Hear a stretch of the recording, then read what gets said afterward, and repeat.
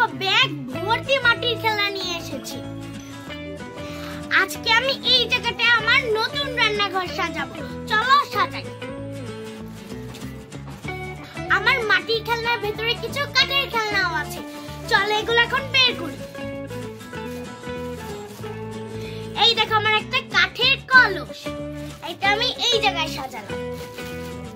তারপর এই দেখো আমার একটা মাটির চুলা, এইটা আমি এই জায়গায় রাখলাম। তারপর হচ্ছে আমার একটা মাটির পাতিল, এইটা আমি এই জায়গায় রাখলাম। আপি আমার অনেক ক্ষুধা লেগেছে, আমাকে কিছু খেতে দাও। দাঁড়া, রান্নাঘরটাকে গুছিয়েলেই তারপর আমি তোকে খেতে দেব। ঠিক আছে, তাহলে তাড়াতাড়ি গুছাও। আচ্ছা, এই যে আমার মাটির আরেকটা পাতিল, এই দেখো একটা কাঠের বড় পাতিল, এই দেখো আমার কাঠের চুলা, এইটা আমি এই জায়গায় রাখলাম। এই দেখো এটা আমার একটা খুন্তি, এই দেখো আমার একটা সুন্দর একটা বটি আছে, এটা আমি এই সাইডে রাখলাম। এই দেখো আমার কতগুলো লাকড়ি, এইটা আমি সাইডে রাখলাম। যখন রান্না করব তখন এটা দিয়ে আমি রান্না করব।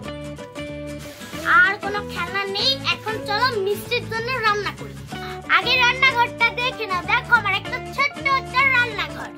আগে বাজার করতে হবে, তারপর আমি মিষ্টির জন্য রান্না করব। মিষ্টি চল বাজারে যেয়ে দেখি তোর জন্য কি পাই। ঠিক আছে, চলো গিয়ে দেখি কিছু পাওয়া যায় নাকি। এমনি তো দেরি হয়ে গেছে আমাদের আজকে অনেক।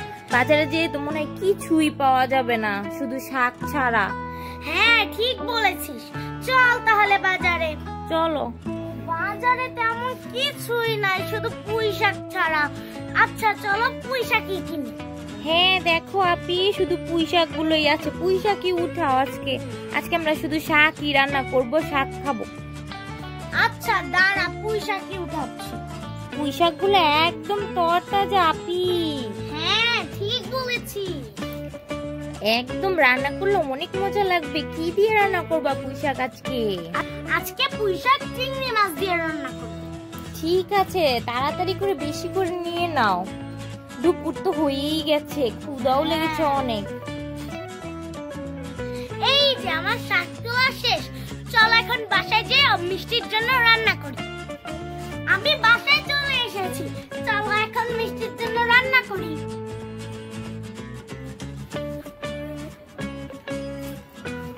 আজকে আমি কাটবো বটি দিয়ে। চলো এখন বটি দিয়ে কাটা যাক।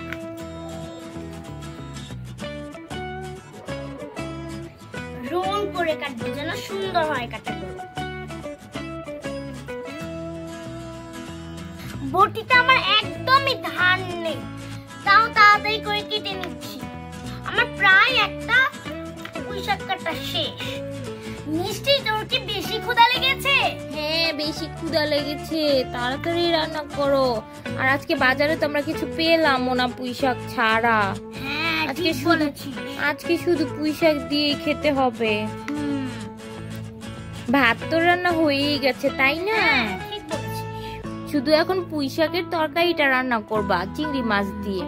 চিংড়ি মাছটা কি ফ্রিজ থেকে বের করেছো? হ্যাঁ আমি বের করেছি, কাটা শেষ, এখন বসিয়ে দিব। এই যে এখন আমি লাকড়িগুলো দিয়ে দিই। এখন আমি বসিয়ে দিলাম। এখন একটু একটু নাড়া দিলেই হয়ে যাবে আমার পুঁই শাক। এই দেখো আমার পুঁই শাক শেষ রান্না করা। এখন চলো মিষ্টিকে খেতে দেই। এই নি মিষ্টি, খেয়ে নে।